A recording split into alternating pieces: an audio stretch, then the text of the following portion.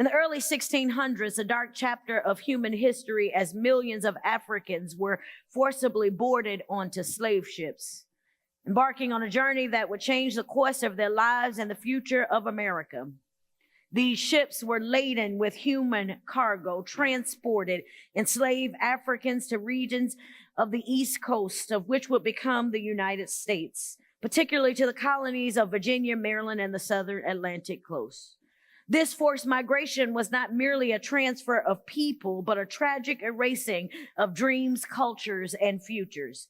European settlers in North America, driven by the quest and the desire for profit and greed, turned to enslaving Africans as a cheap labor source to fuel the agricultural economy. Over several centuries, nearly 12.5 million Africans were transported across the Atlantic, chained and confined in the bottoms of ships. The conditions were horrific. Many people perished, died on the bottoms of those ships. Many people found themselves in physical and health care issues, and they were psychologically scarred from the conditions of being in the bottom of a slave ship. If you've never seen the imagery, those who were brought over from Africa were on the bottom of slave ships. They were chained and buckled in one to another, and there were layers of people on top of each other. There was nothing for those who were on these slave trips to have experienced a person dying near them, on top of them, or under them. The loss to Africa, though, was immense. The continent of Africa was stripped of its healthiest and most able-bodied resources.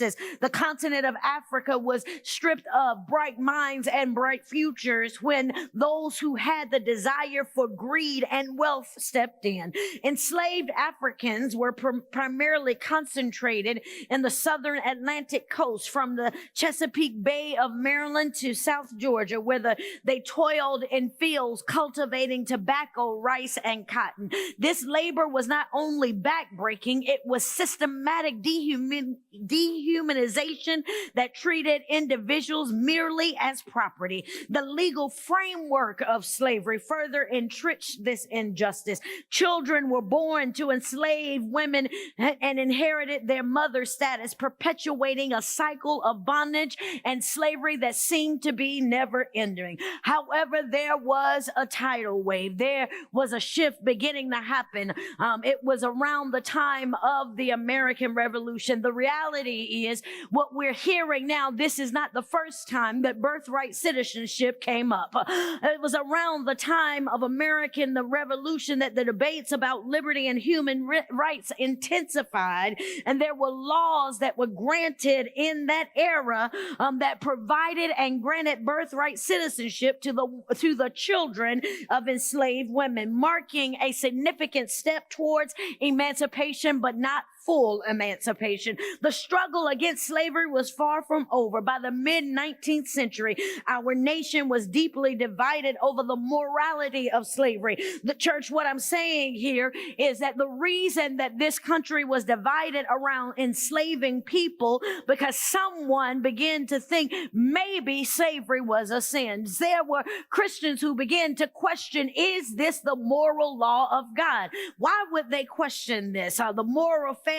failing of this and the fabric of its nation, who prided itself on liberty and justice for all, people began to question, is this right? And the debate fueled what we now know ultimately matched us with the Civil War. The Union victory in the Civil War freed millions of enslaved people, yet the legacy of slavery persisted, leaving a stain on American history. The exploitation and dehumanization of African Americans did not vanish with emancipation. That's why we still celebrate Black History Month, because there was groundwork, but there was still systematic racism and injustices that would continue to oppress people of color for generations. The reality is, the wealth amassed from slave labor enriched countless businessmen and plantation owners, embedding the practice of slavery into the economic fiber of what we call America. It was slavery slavery, where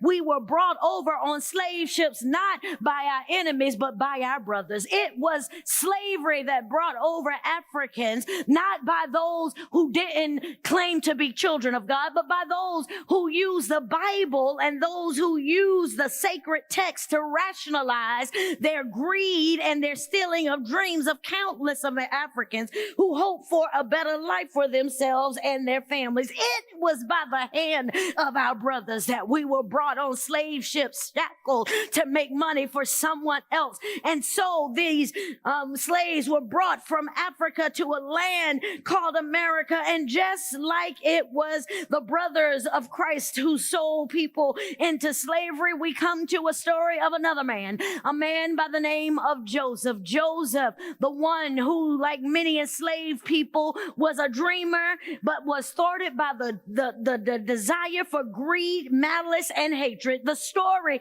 of Joseph begins in the 37th chapter, and the truth be it told, it doesn't just start there and it doesn't end in 11 verses. The story of the life of Joseph takes place from the 37th to the 50th chapter of Genesis, but I couldn't put all of that in the bulletin, so I'm going to invite you to listen to the whole story later. I'm going to give you a highlight. Joseph is a story of what it means to be on a journey.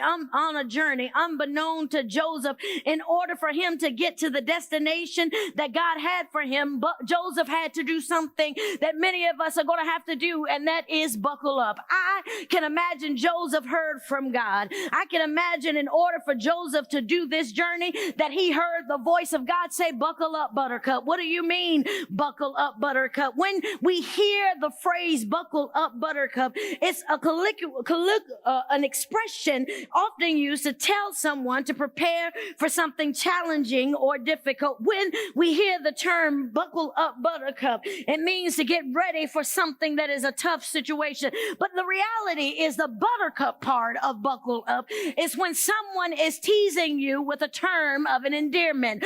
Why is the sermon entitled Buckle Up, Buttercup? Because Joseph was endeared by God. God loved Joseph. Who is this Joseph we're talking about? Joseph, who is the son of Jacob. Jacob, who is the son of Isaac. And Isaac, who is the son of Abraham. It was this Joseph who his father loved. Jacob loved Joseph.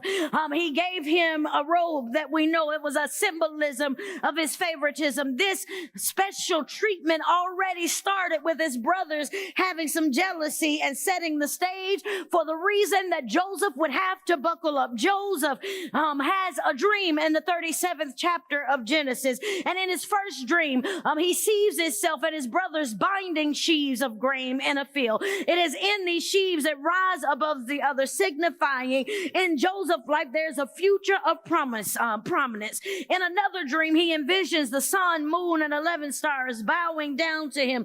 These dreams were not figment of imagination, but that they were prophetic revelations from God. In the biblical times, commentators suggest that when you had dreams, those dreams were considered revelations directly from God. And so Joseph had these dreams, and he began to tell these dreams to his brothers. And just like anybody who likes power and likes greed, Joseph's brothers began to challenge him. Oh, who do you think you are? You think you are going to have power over us? They questioned him in the text. They wanted to know, because he had this dream, do you think you will reign over us? It is an amazing thing that the people who you grow up with, the people who are said to love you, the people who come from the same lineage as you, will challenge you and not want you to reign over them. But Joseph didn't do anything but dream. That's all he did. He had a dream, and he shared his dream, and then he had a second dream that he shared to his father. And in that second dream, his father rebuked him.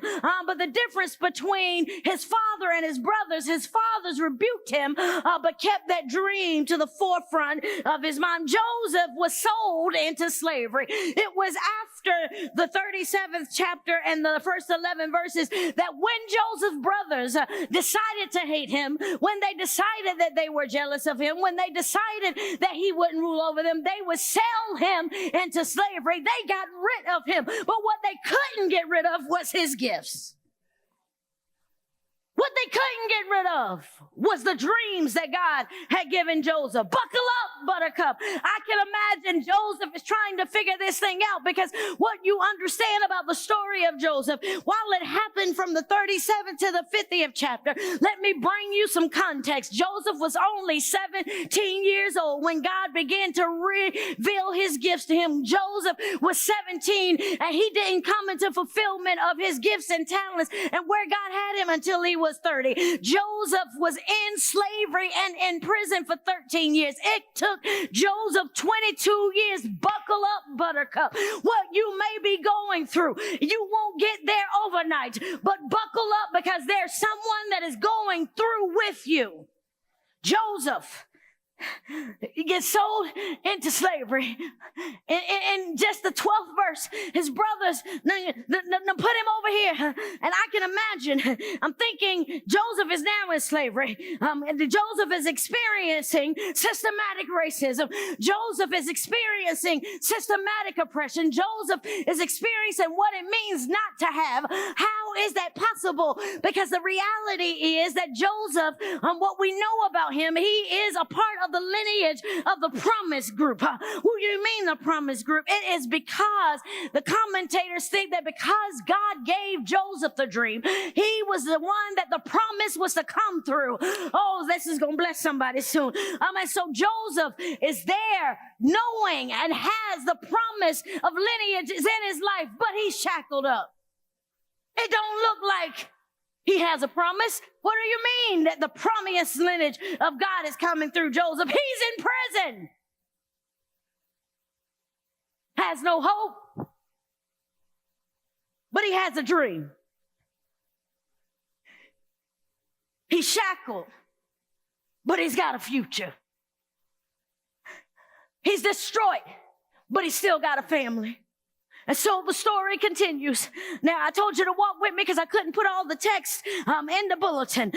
Somewhere between the 13 years of slavery, somewhere in that midst of time, he then was thrown into prison. I mean, you tell me your family get rid of you. Now, I went from slavery to prison. It doesn't look good, but buckle up, Buttercup. When things don't feel good, buckle up, Buttercup. Because the one who endears you is with you. God is with Joseph. And around the 40th chapter of Genesis, Joseph is in prison. There were two people that were in prison with him. One was the cupbearer of Pharaoh. The other was the bread maker of Pharaoh. And guess what happened? Joseph is there with these two persons, and both of them had a dream. And who could interpret the dream? Joseph. The bread maker didn't really make it out, but the cupbearer had a dream. He had a dream that he would be restored. And so when Joseph interpreted the cupbearer's dream in the 40th chapter, Joseph, after he interpreted, he said to the cupbearer, remember me when you get back to Pharaoh. So it looked like the fulfillment was about to happen. But catch this, buckle up, Joseph, because still he had 2 more years in prison. I can imagine at this point, many of us would give up. It's the 2nd of February. I can tell you the truth, I almost gave up in January. I couldn't imagine what Joseph was going through. I couldn't imagine what slavery would do to someone. Could you imagine after doing all of this all the time, Joseph is using his gifts and talents and still in prison? But then, 2 years later, the cupbearer happens to be in the presence of Pharaoh. And in the 41st, I did some studying on this one, the 41st chapter of Genesis, Pharaoh has some dreams. Pharaoh has some dreams that disturbed him. And what's interesting about the Pharaoh wanted to know what was going on with his dreams. And when you got money and when you got wealth and when you got power, you can call all of the people of the world. You can appoint them to various positions. However, you can put whoever you want to in the positions, but don't you know that God still has a ram in the bush? All of the people that Pharaoh called, none of them could help him with his situation. But the cupbearer remembered Joseph and called Joseph to come help Pharaoh. Oh, I hear it now. So Pharaoh is now called Joseph, and Joseph has interpreted the dream. Joseph has shared that there's about to be 7 years of abundance, and then there's going to be 7 years of a famine. Oh, Pharaoh called one of God's children in there. How do I know he did that? Because Joseph made a pronouncement when Pharaoh called him into the space. He said, I'm not interpreting the dreams. I'm interpreting what God gave me for your dream. And Pharaoh saw who Joseph was. And catch this, Pharaoh elevated Joseph. I just want to just give a little blurb right here. We might be in a season of Pharaoh, but God can still elevate his people. Pharaoh has no control. Pharaoh might be the king of Egypt. Pharaoh might have territory over a land, but God is the one who buckled Joseph up. And so Joseph gets into Egypt. Woo.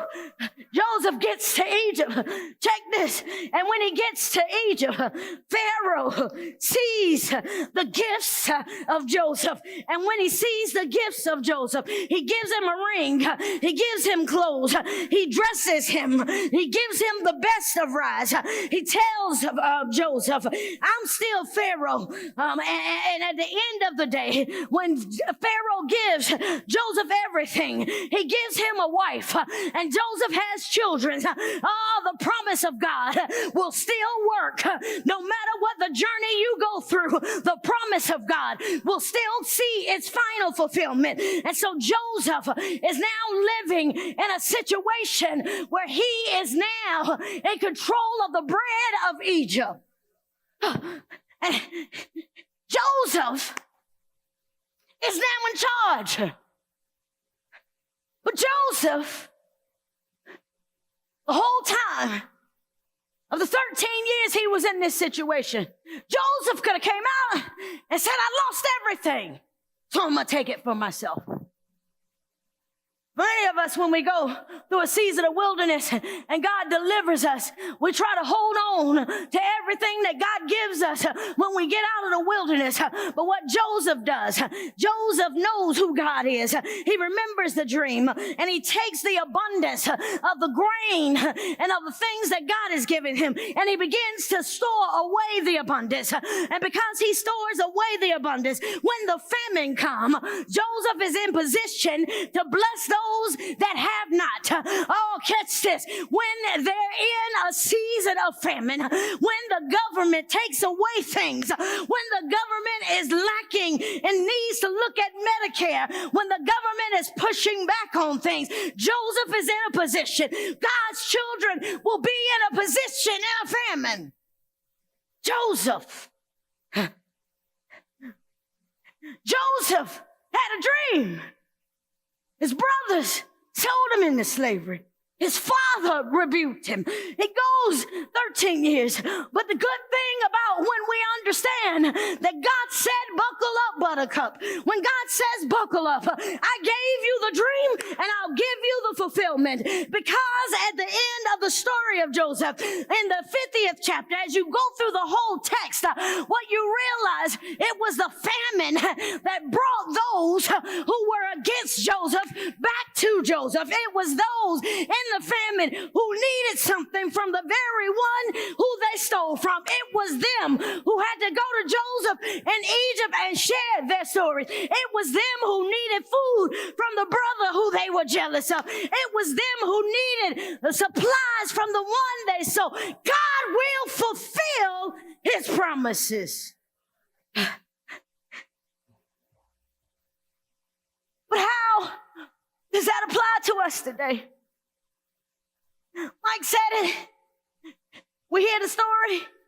The God of my ancestors, the God of my mama, the God of my fathers, the God of David, the God of Jacob. But what I realized when Mike was talking, and after the first service, I realized that I am the seed of Abraham. And if I'm the seed of Abraham, the slaves that came on that slave ship, they were the seeds of Abraham too. And because they came and they sacrificed and they buckled up, we shall survive. I am the seed of Abraham. So no matter what we go through, whether it's January, February, February or the next 4 years, I am God's child. I am my granny's granddaughter. I am the descendant of slaves. And guess what? Not only did they have a dream, Martin had a dream. Rosa had a dream. Harriet Tubman had a dream. Sojourner Truth had a dream. Frederick Douglass had a dream. What is your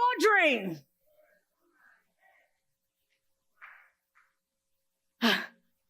I'm closing. I promise I am. I'm closing. I'm closing because this is a hard place. I said it in the first service, and probably for the first time in my life, I'm starting to know what it means to live authentically as a black woman in America, because I'm standing in my blackness and in my faith. Every year, people of African American descent, after we preach on Black history, they come to me, Pastor Tammi, what do you mean we're going to make it? We're still going through. We're still dealing with systematic racism. We're still dealing with injustices in the medical field. We're still having issues with reproductive rights, where black women are the ones who get hurt when they go just to have a baby. What do you mean we're going to make it? How do I know we're going to make it? Because my grandmama made it. My granddaddy made it. My mama made it. And I stand on the shoulder of Abraham. We are in a journey. We have had a very long 3 weeks. But buckle up, Buttercup, because God's got us. And so that is what I'm standing on. I'm not standing on what they've done to us. I'm not standing on whether or not they pull us over. I'm not standing on whether or not they're in government. I'm standing on the one who was also sold into slavery. I'm standing on the cross.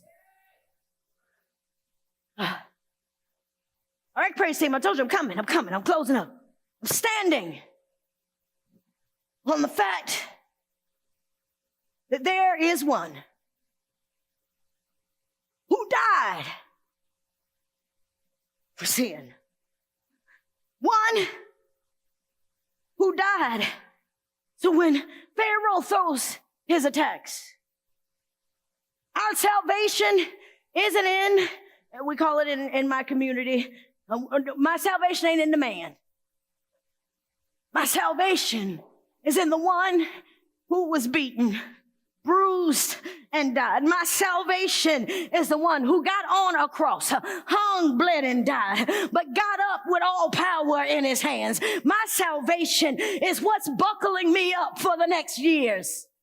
So, as we conclude this message today, as we conclude this sermon series, being prepared for the road ahead, the road ain't gonna be easy. But buckle up. You might think you're driving. You're just buckled up because God is still in control.